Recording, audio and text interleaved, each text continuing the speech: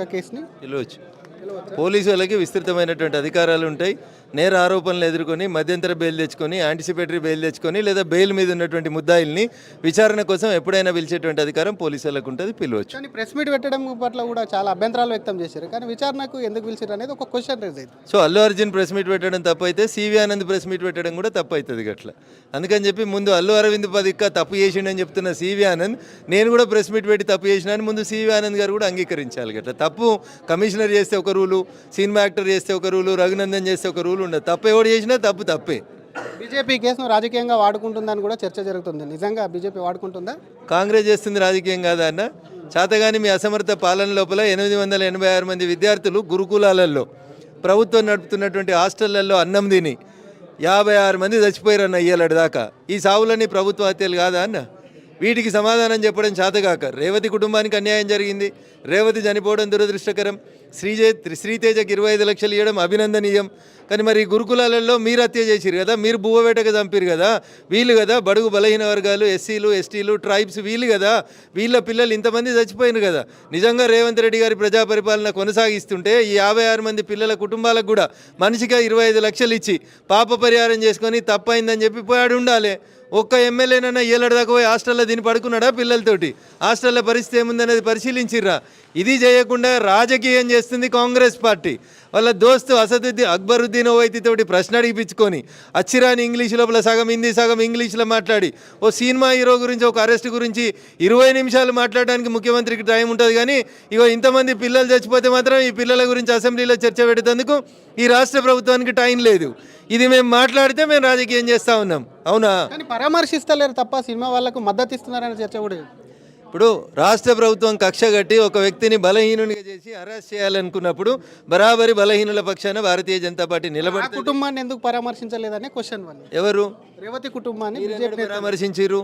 మీరెన్నడు పరామర్శించారు? నన్ను పరామర్శించలేని అడిగే నైతిక హక్కు నీకెక్కడిది? నువ్వు పరామర్శించింది ఎన్నడు? నువ్వు దాన్ని రాజకీయం చేయాలనుకున్న రోజు పరామర్శించినాం. మేము దాన్ని రాజకీయం చేయాలనుకోలేదు కాబట్టి మౌనంగా ఉన్నాం. మేము సాయం చేసినామా చేయలేదనే తర్వాత తెలుస్తుంది. నీకు తొందర ఎందుకు? నీలాగా మేము 25 లక్షలు ఇచ్చి బాగా ఊదుకుంటలేము ఇచ్చినామని. అది కూడా నీ ఇంట్లో సొమ్ము కాదు కదా.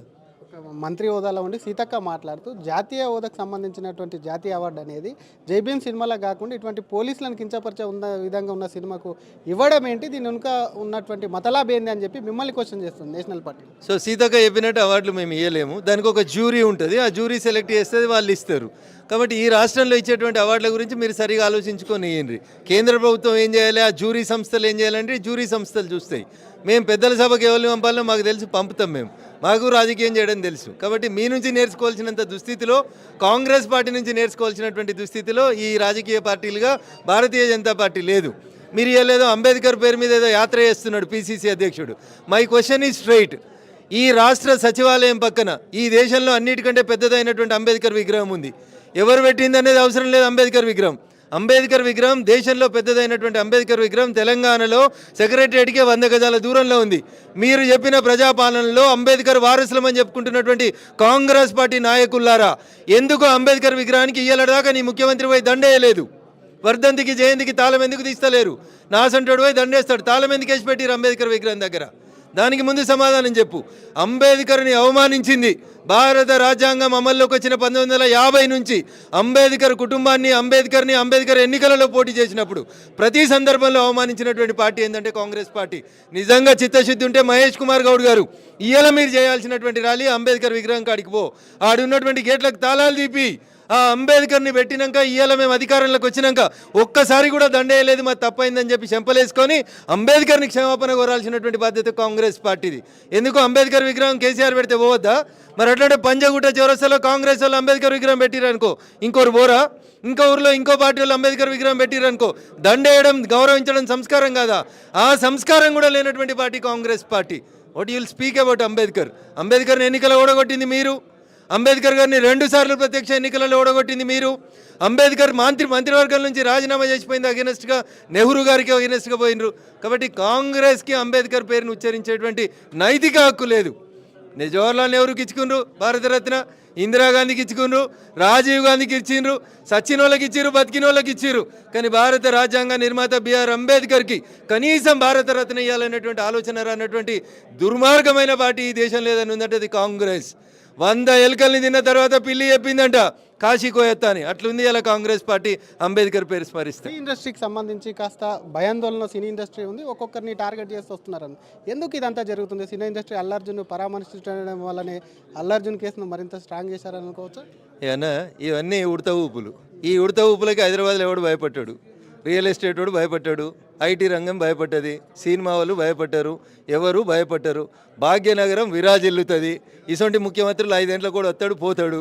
వీళ్ళ ఉడత ఊపులకు భయపడితే హైదరాబాద్లో ఏం డెవలప్మెంటే జరగదు. దేశంలో ఉన్న మెట్రో నగరాలల్లో నా భాగ్యనగరాన్ని మించిన నగరం ఇంకొకటి లేదు.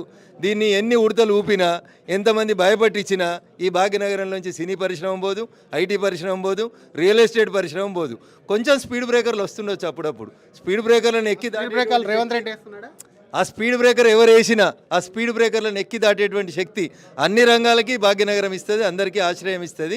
కాబట్టి భాగ్యనగరంలో ఉన్న సినీ పరిశ్రమ ఏడుకోదు, భాగ్యనగరంలో ఉన్న రియల్ ఎస్టేట్ ఏడుకోదు, ఎవరు ఏడుకోరు, అందరూ విరాజిల్లుతారు, బాగుంటుంది అంతా. ఒక మాట, ప్రైవేట్ బ్రాంచాలకు సంబంధించి పెట్టుకునేటప్పుడు జాగ్రత్త, ఎక్కువ అనుమతించబోం, అటువంటి సంస్థల మీద కూడా చర్యలు తీసుకుంటామని సాక్షాత్తు సిపి చెప్తున్నారు. ఎట్లా చూస్తారు? ఇక ఉన్నట్టు మాట్లాడితే ఊరంతా కోపమడతారన్న, ఊరందరికి శత్రువు అవుతామన్న. ఈ బౌన్సర్లను పెట్టి పక్కన పెట్టి నూక్కునే కార్యక్రమాన్ని మొదలుపెట్టిందే పిసిసి అధ్యక్షుడు ఉన్నప్పుడు ఈ రేవంత్ రెడ్డి మొదలుపెట్టిండు. ఈయననే ఈ దుకాణం పెట్టిందే ఈయన. చుట్టూ నలుగురు పెట్టుకొని నూకూరి చేతులు కట్టుర్రి ఈ సంస్కృతికి తెరలేపిందే ఈయన. నిజంగా సివి ఆనంద్ అనడానికి ఏమన్నా ఉంటే బౌన్సర్ల వ్యవస్థను క్యాన్సిల్ చేయి, బౌన్సర్ల యూనిఫామ్లే ఏనియకు, గది చేయరాదు. ఇప్పుడు ఈయనే అల్లు అర్జున్ పంచాయతీకి బౌన్సర్ల పంచాయతీ ఎందుకు తెస్తావు? మీ కాంగ్రెస్ ఎమ్మెల్యేలు ఎంపీలు చాలా మంది బౌన్సర్లను 50-60 మందిని పెట్టి మొత్తం థియేటర్లను అదుపులోకి తీసుకొని తోసేశారు కాబట్టి అనేది అక్కడ దానివల్ల ఉధృతిగా జరిగింది. ఎందుకు ఇంటెలిజెన్స్ ఎందుకు వైఫల్యం చెందింది? సంధ్యా టాకీస్ గేట్ తీసినప్పుడు ఆ గేట్ తీసే కాడ యూనిఫామ్లో ఉన్న పోలీసు వాళ్ళు కనబడుతుర్రు. ఎందుకు తీసిర్రు? గేటు తాళం వేసే ఉంచనుంటివి. ఓ క్రేన్ తీసుకొచ్చి బండ్లు టో చేస్తావు కదా, అట్లా సినిమా హీరోని టో చేసి తీసుకుపోనుంటివి. నీకు మల్టిపుల్ పవర్స్ ఉన్నాయి కదా సివి ఆనంద్ గారు, ఎందుకు నిద్రపోయినావు ఆ రోజు? సో నువ్వు ఏ స్టిచ్ ఇన్ టైమ్ సేవ్స్ 9 అని చెప్తారు. ఒక కుట్టేయాల్సిన చోట వేస్తే 9 కుట్లు అంగి చినిగిపోకుండా ఆగుతుంది. అది చేయలేదు పోలీసు వాళ్ళు. అది చేయక ఇయ్యలేదో అల్లు అర్జున్ మీద, రఘునందన్ మీద, ఇంకోల మీద, భారతీయ జనతా పార్టీ మీద పడేడిస్తే ఏమొస్తుంది? So it is miserably the failure of Hyderabad police commissioner mister CV Anand. ఈ రాష్ట్ర ప్రభుత్వ వైఫల్యం వల్ల రేవతి నష్టపోయింది, రేవతి కుటుంబం నష్టపోయింది తప్ప ఇంకొకటి కాదు. ఆ కుటుంబాన్ని పరామర్శిస్తారా? హాస్పిటల్లో ఉన్న బాలుని రఘునందన్ రావు ఏమైనా పరామర్శించారా? ఇప్పుడు దీన్ని రాజకీయం చేయొద్దు అనుకుంటున్నాం కాబట్టి మేము మౌనంగా ఉంటున్నాం. ఆపదలో ఉన్న కుటుంబాన్ని ఎట్లా ఆదుకోవాలో మాకు తెలిసినంత ఇంకెవరికి తెలియదు. ఈ దేశంలో ప్రతి ఆపదలో ఉన్న పేదోన్ని, గరీబుల కుటుంబాన్ని మేమే ఆదుకున్నాం. భవిష్యత్తులో రేవతి కుటుంబాన్ని కూడా భారతీయ జనతా పార్టీ 100% అండగా నిలబడుతుంది, ఇర్రెస్పెక్టివ్ ఆఫ్ పాలిటిక్స్.